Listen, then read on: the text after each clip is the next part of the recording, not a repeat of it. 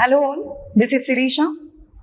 UPSC Prelims 2026 paper, especially Geography and Environment, it has reiterated once again that geography and environment are no longer static. So here we have concept-based questions. Along with that, the questions which are linking with the current affairs. So here we have both type of questions. Static questions and also dynamic questions. We also have traditional map based questions, and along with that we also have geopolitical questions and questions coming up from human and economic geography. So let's have an analysis for geography and environment. Let's look into the first question. So here, Tungurahua volcano, which was declared as a global geopark by UNESCO in 2025, is situated in which one among the following countries? So this volcano was in news. So look at the options. I admit that it is completely fact-based question, but with a small trick, you can identify the option, which might be the right option. So here the options given are Ecuador, Bolivia, Peru and Colombia. Out of all these names, one country is mostly associated with volcanoes, that is Ecuador. We have several volcanoes like Chimborazo volcano, right? Tungurahua volcano. So it is a fact-based question, and this question was asked because it was in news in 2025 as it was declared as a global geopark by UNESCO. So here, this volcano is significant for its geological history, for its scenic beauty. Basically, it is a stratovolcano. Next question. With reference to the climate of Andaman and Nicobar Islands, which of the following statement is or correct? So basically, the reason why this question has been asked is that in the wake of Great Nicobar project, there are several controversies associated between the debate of development versus environment. So in that context, Andaman and Nicobar Islands was in news. As a result, a static question was being asked. Now here you don't get the question on the projects associated or whatever the controversy surrounding this Andaman and Nicobar Islands. So basically here they are asking about climate. The climate can be defined as humid tropical coastal climate. Yes, Andaman and Nicobar Islands is an island which is surrounded by Bay of Bengal. So here they have a coastal climate, a marine climate, and because these islands are closer to the equator, they have approximately temperature between 25 to 30 degrees. So it is a tropical climate, and as they are surrounded by Bay of Bengal, so more moisture is present in the atmosphere, approximately 80%. The humidity of these islands is approximately 80%. So statement 1 is correct. This is completely concept-based question. And look at the option 2. It receives rainfall from both southwest monsoon and northeast monsoon. Andaman and Nicobar Islands, they receive more than 300 centimeters of rainfall from both because they are present in the middle of the Bay of Bengal. So these winds, monsoon winds, they pick the moisture from the ocean and then they results in rainfall in the islands. So as a result, it receives rainfall from both southwest monsoon and northeast monsoon or the retreating monsoon. Look at the statement 3. Maximum precipitation is between December and May. Southwest monsoon lasts from after May to approximately October. From May to October, we have the southwest monsoon, and northeast monsoon brings rainfall to Andaman and Nicobar starting from November to January. In the early months of winter, Andaman and Nicobar Islands, they receive rainfall from northeast monsoon. So here, Andaman and Nicobar Islands, they receive more rainfall from the southwest monsoon, because in this season, more rainfall is received from the cyclonic activity as well. So southwest monsoon brings more rain to the islands than the northeast monsoon, which makes the statement 3 wrong, invalidate. As a result, the answer is 1 and 2 only. So maximum precipitation is between May and October. It's not December and May. Next question. Which of the following geographical features or phenomena is or are associated with Peninsular Block of India? Peninsular Block of India. This is also concept-based question. Look at the statements given. Submergence of parts of the western coast due to tectonic activity. Approximately 150 million years ago, the Indian plate breaks off from the Gondwana land and starts its journey towards the north, right? And it eventually hits the Eurasian plate. So when the Indian plate breaks off from the Gondwana land, several faults are created, which created depressions as well on the western side of the peninsular block. As a result, these depressions were filled with water and hence Arabian Sea is formed. So there are several faults and this western side is submerging due to the tectonic activity, due to the faults created due to tectonic activity. That is the reason why the western coast of India is submergent coast. Submergence of parts of western coast due to tectonic activity. This statement is right. Look at the second statement. Presence of residual mountain ranges such as Velikonda Hills and Mahendragiri Hills. The peninsular block is one of the oldest land masses in the world. So now, being the oldest land mass, it has been exposed to several processes of weathering and denudation. So several agents withered the landforms, denuded the landforms on this oldest landmass. As a result, these landforms are eroded and there are certain remnant mountain ranges like Velikonda Hills in AP and Mahendragiri Hills in Odisha, which are parts of Eastern Ghats. There are several ranges in the Eastern Ghats, as Eastern Ghats are discontinuous ranges which are dissected by several east flowing rivers. So here we have Velikonda Hills, Papikonda Hills, right, etc. So all these are remnant mountains which are left after a long-term erosion, weathering and denudation. So statement 2 is also correct. Look at the statement 3. Deep V-shaped river valleys formed by the fast flowing rivers. In the peninsular block, the rivers do not form V-shaped river valleys. The rivers form broader and shallow valleys. Reason? V-shaped valleys are formed by the highly energetic rivers in their youthful stage in the Himalayan region. In the peninsular region, the rivers are mostly in the mature and old stages. And these rivers, they travel over a short distance before they merge into the sea. And these rivers, peninsular rivers, are flowing over a old and a stable landmass. And hence, the erosion is very less. So, they do not form V-shaped river valleys. They form broad and shallow valleys, and hence the statement 3 is wrong. The answer is 1 and 2 only. Let's look into the next question. Which of the following statements with reference to Lake Turkana is or are correct? So this is a factual question, map-based question. So let's understand this question. So as it is fact-based,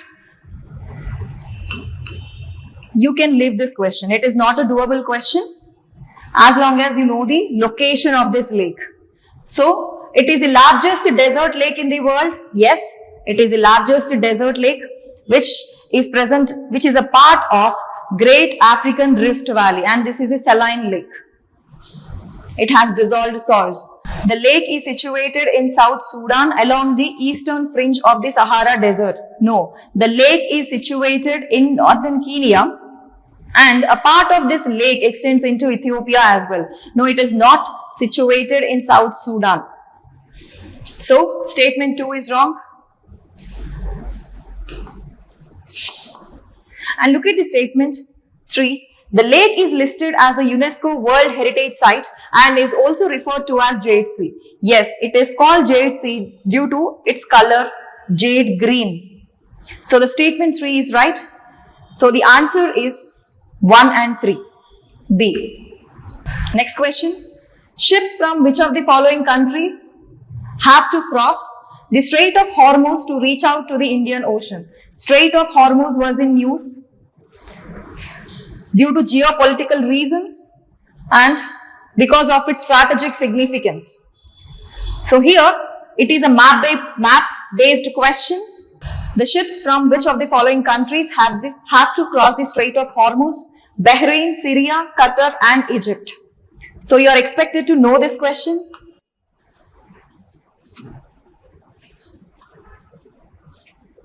So this is the Strait of Hormuz, which connects the Persian Gulf to the Gulf of Oman and Arabian Sea.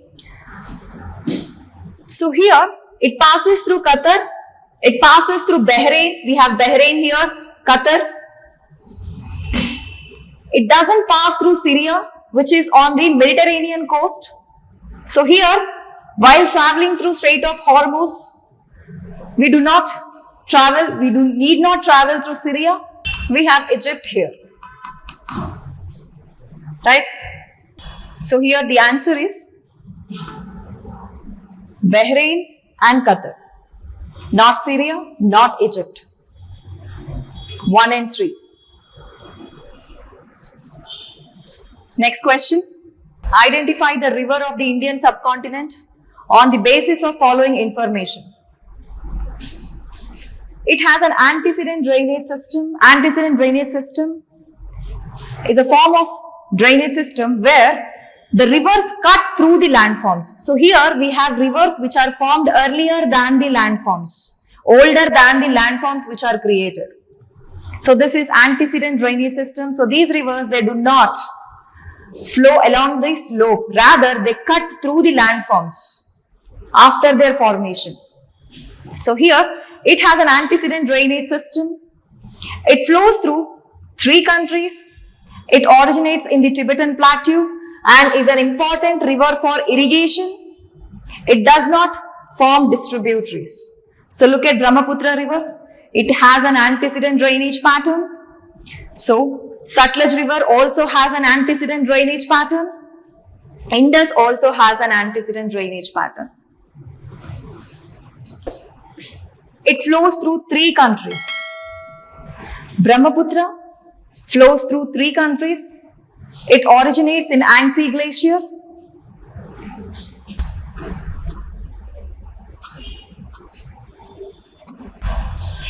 Near Chemyangdung or Yangtze Glacier, and then in the Tibet, and then it travels,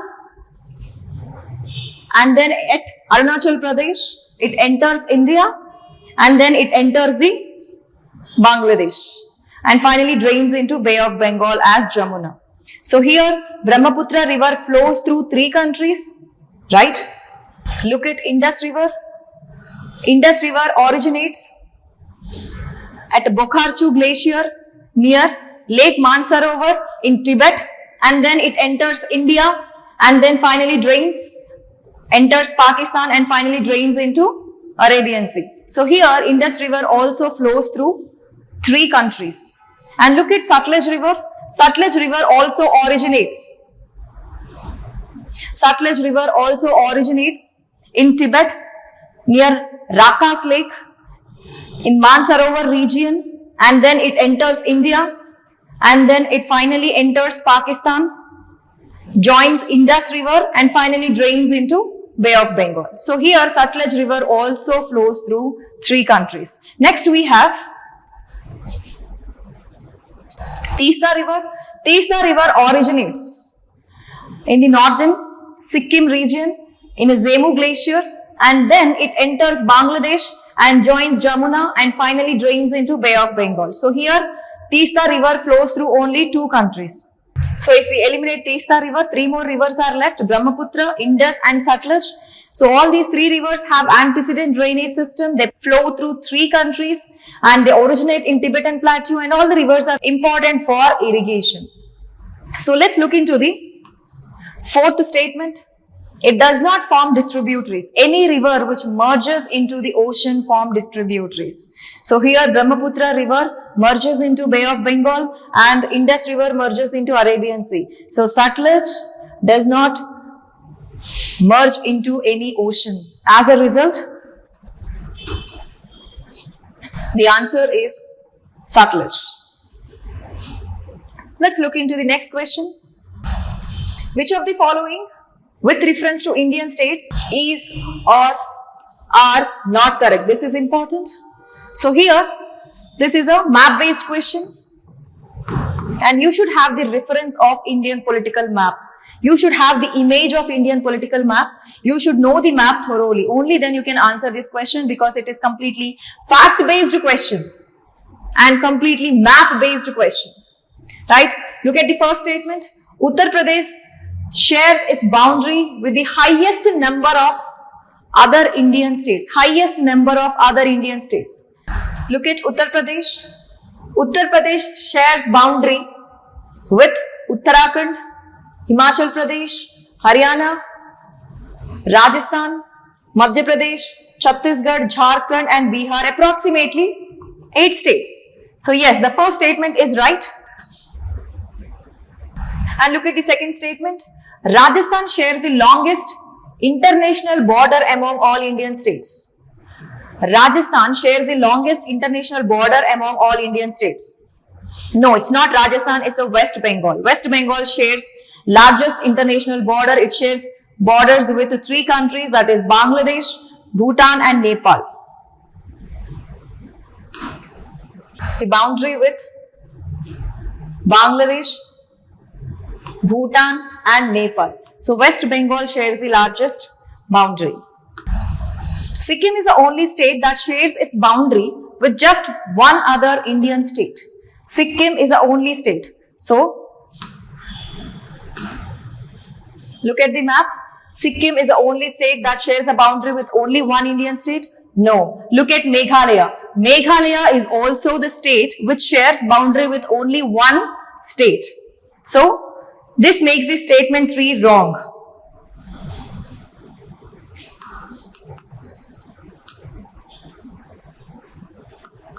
Statement 2 is wrong because West Bengal shares the longest international border among all Indian states, and Sikkim is not the only state that shares its boundary with just one other state, because we also have Meghalaya.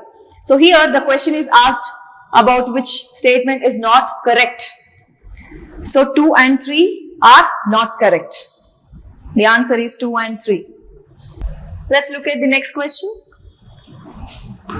Consider the following statements about river bridges connecting India with neighboring countries. So here it is about connectivity.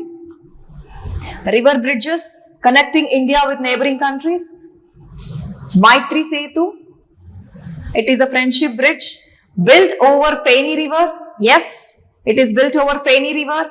Connects Ramgarh in India with Sabroom in Bangladesh. So here Sabroom and Ramgarh. Yes, it connects Ramgarh and Sabroom, but Sabroom is a border town in Tripura. So Sabroom is in India. It is not in Bangladesh. Ramgarh is in Bangladesh near Chittagong. So here he switched the places. As a result, the first statement is wrong. Look at the second statement. Junaghat Suspension Bridge connects India with Myanmar. No, it does not connect India with Myanmar. It connects India with Nepal. The significance to this bridge is due to the Kala Pani controversy that surfaces every now and then between India and Nepal.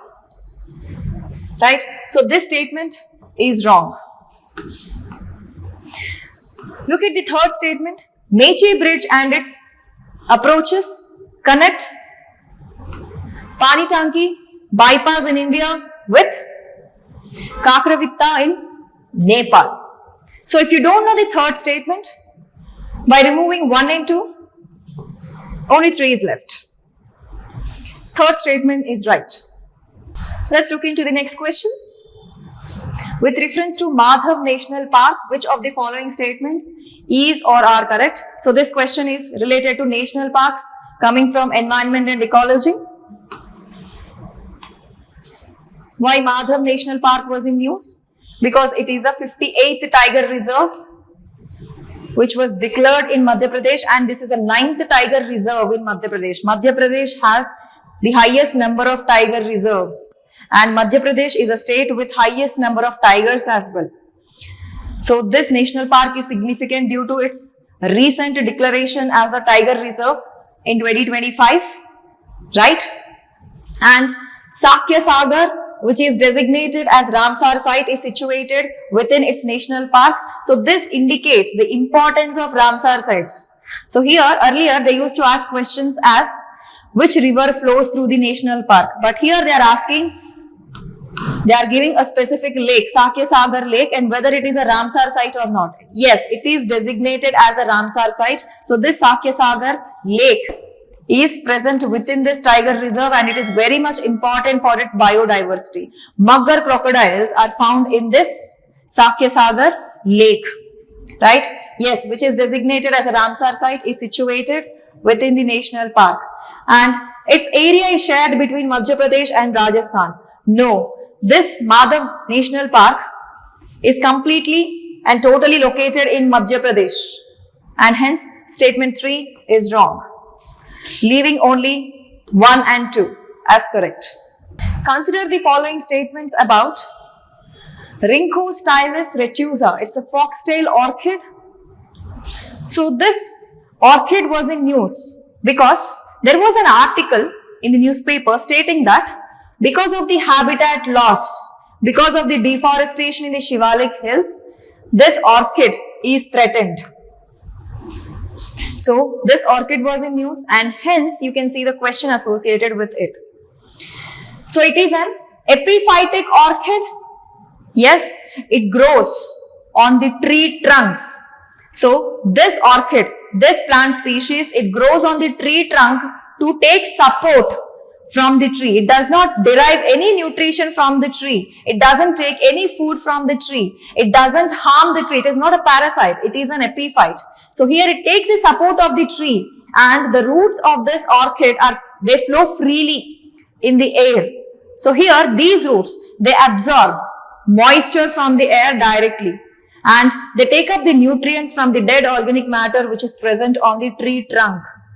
So yes, it is an epiphytic orchid, and the species is endemic to Northeast India. Endemic. Endemic means a particular species is naturally and exclusively found in a particular geographical region because of the conditions, environmental conditions exist there. That means, according to this statement, this orchid is naturally and exclusively found in Northeast India. No.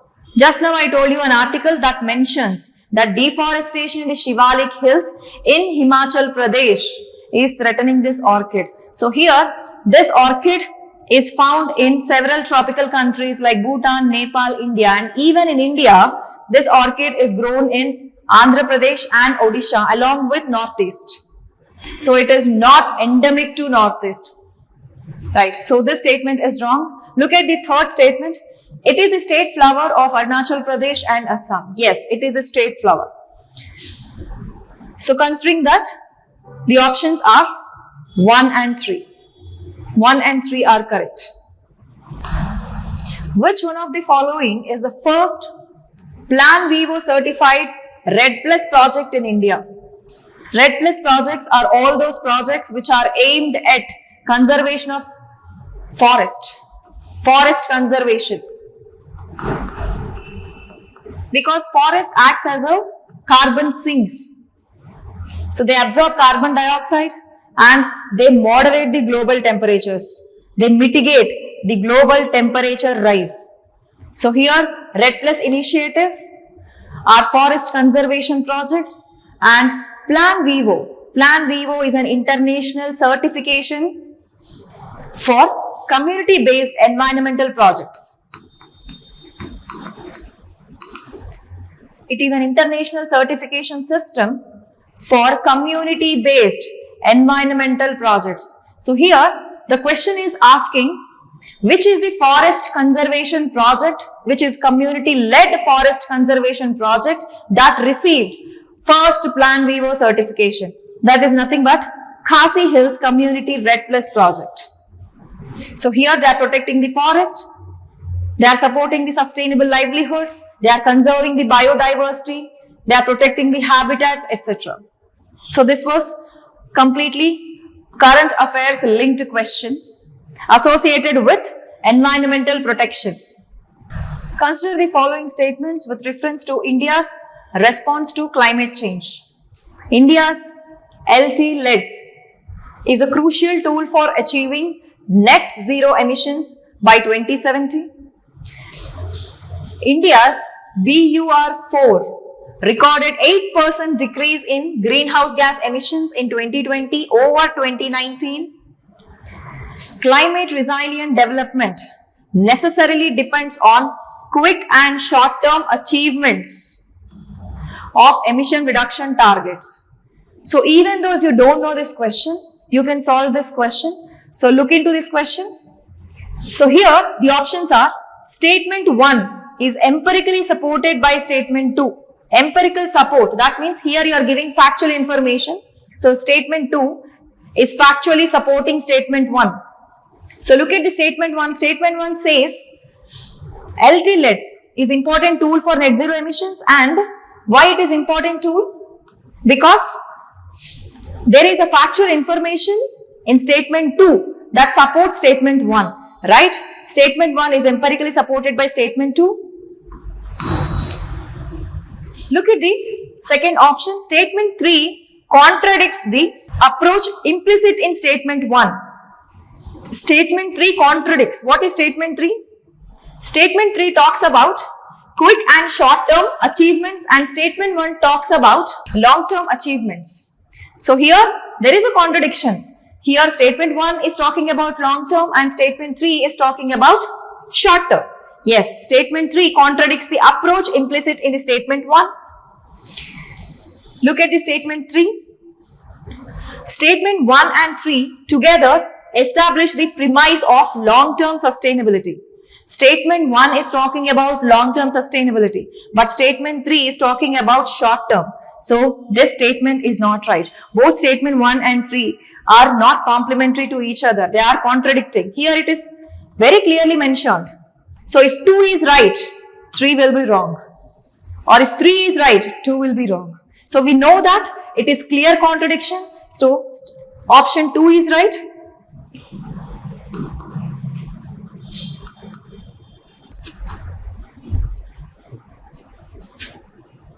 Leaving you with option 1 and 2. Even though you don't know the factual information in the statement 2, you can derive this option. Right? With respect to the Western Hoolock gibbons, which of the following statements is or are correct? So this is a question associated with biodiversity. Species in news. So basically Western Hoolock gibbons was in news for the reason that environmental clearance was given for an oil exploration near a national park which houses this endangered Hoolock gibbons. Hollapara National Park. So there, this region is a eco-sensitive zone. So that was a reason for raising concerns. So look at the options. A sanctuary in Northeast India is home to this endangered ape species. Yes. Hollapara National Park was present in Assam, which houses Western Hoolock gibbons. Next, they have specialized brachiation and can easily swing between the trees. Brachiation is nothing but it is a arm swinging locomotion. They swing the arms to move on trees. Basically, these are the species which live on branches. So brachiation is a common feature for movement of these species, and they can easily swing between the trees, right? Look at the third statement. They possess a strong and heavy build like gorillas. Gorillas live on land. They have a very huge body. As a result, it is not possible to swing and to move swiftly. But here, hula gibbons, they live on trees and they should have a light bodies. Only then they can fastly swing with their arms and they can move between trees. So making this statement wrong. They possess strong and heavy build like gorillas? No. They have lighter body so that they can easily jump, easily brachiate from one tree to the other tree. Right? So, statement 1 and 2 are correct. See, this is a hula gibbon and this is a gorilla. Which of the following best explain the rationale for protecting mangrove ecosystems in the context of climate resilience? Mangroves. So basically, this is a static question from environment and ecology, and that is linked to climate resilience. Basically, they are asking the properties. First statement, mangroves reduce tidal energy. Yes, they reduce tidal energy and store fresh water.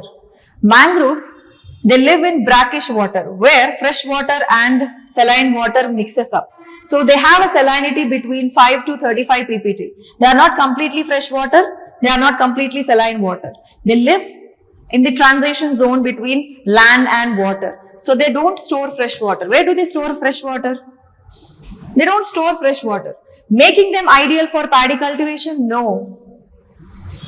Paddy cultivation is seen in some estuaries where salinity levels are very low. These are not ideal conditions for paddy cultivation. First statement is wrong. Look at the second statement. Their salt sensitive roots filter seawater. So here mangroves are halophytic vegetations. So roots are not salt sensitive, they are salt tolerant. Making mangroves key to converting coastal land into freshwater aquaculture zones? No. This statement is wrong. They don't convert coastal land into freshwater aquaculture zones. They are halophytic vegetations. They have salt tolerant roots. They can grow in saline water. So this statement is also wrong. Look at the third statement. When all the statements wrong, we only have one statement. By withstanding tidal surges and offering biomass resources. Biomass resources like they offer timber, fuel wood, they offer fruits, nuts, they offer herbal medicines, etc. Mangroves function both as natural bioshields. They protect the coast from storm surges, from tsunamis, right, from tides, and they also provide livelihood basis in the form of acting as a rich fishing grounds, etc. So, the answer is only option 3, that is D. Which of the following statements with regard to the arrival of Amur falcons at Doyang Lake in Nagaland each year from Mongolia is or are correct? So, first they are asking about Amur falcons visiting Doyang Lake from Mongolia. Look at the first option. This is also associated with biodiversity, the species in news. It showcases how sustained local conservation efforts can contribute to the arrival and protection of international migratory birds. So, in the recent past, the population of Amur falcons is decreased due to the hunting practices adopted in Nagaland. So, the awareness campaigns were conducted and community participation in the conservation of Amur falcons was encouraged, and as a result, because of the community-led initiatives, the population or the number of Amur falcons visiting the Nagaland have increased. So the first statement supports this. Look at the second statement. It reflects the global success of advanced tracking technologies. So here, success of advanced tracking technologies that guide migratory birds. So look at this statement. So these advanced tracking technologies, they don't guide migratory birds. They study the migratory routes of these birds. So this statement is clearly wrong. Next, look at the third statement. It confirms that Amur falcons have adapted to permanent residency in India. So it clearly stated that they are coming every year from Mongolia to Nagaland. So this itself makes self-contradictory to the question. So as a result, this statement is also incorrect. So making only one statement right. Which of the following statements with regard to green hydrogen is or are correct? Green hydrogen, it's a clean energy. Look at the statements. It is decarbonized hydrogen obtained from natural gas, reforming, combined with carbon capture and storage. So basically, carbon capture and storage with natural gas, it produces blue hydrogen, not green hydrogen. So the first statement is incorrect. Look at the second statement. Green hydrogen is produced using electrolysis of water with electricity generated from renewable energy. Yes, hydrogen is not naturally available. As a result, hydrogen is produced through a process called electrolysis. And for this electrolysis, electricity is required. Electricity is passed over water. Then water splits into hydrogen and oxygen. And that hydrogen is utilized. So, the electricity which is utilized for electrolysis is generated by renewable energy. This hydrogen is a green hydrogen. So, this statement is correct. Look at the third statement. National Green Hydrogen Mission of India aims for abatement of nearly 50 million metric tons of annual greenhouse gas emissions by 2030. Yes, National Green Hydrogen Mission aims to reduce 50 million metric tons of greenhouse gas emissions and to produce 5 million metric ton of hydrogen by 2030. So the answer is 2 and 3. That's the end of the session. Hope you understood. The nature of questions are turning more dynamic, but with their roots penetrated in the conceptual clarity. Thank you.